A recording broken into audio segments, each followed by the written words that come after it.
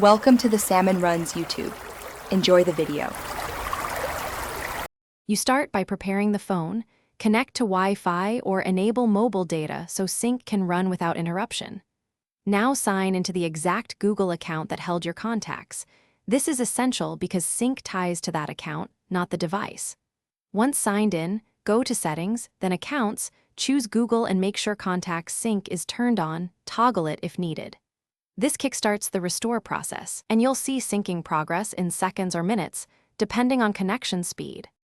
Once done signing in and enabling sync, open the Contacts app and refresh manually, pull to refresh or use the app menu to sync now. If some contacts still don't appear, verify they exist by visiting Contacts. Google.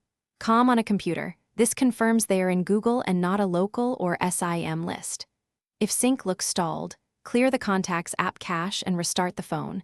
This often fixes indexing issues. Make sure the Contacts app is set to display all accounts, so nothing is filtered out. To finish, allow the phone a few minutes to complete full restoration. Google may queue items and update timestamps. If you need an immediate push, remove and re-add the Google account. This forces a fresh sync.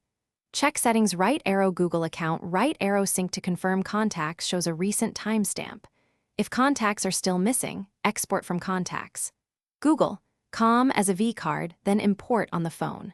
One troubleshooting tip: if everything fails, verify you're using the same account and check trash in Google Contacts. Deleted items can be restored within 30 days. Thanks for watching. Consider subscribing if we helped you.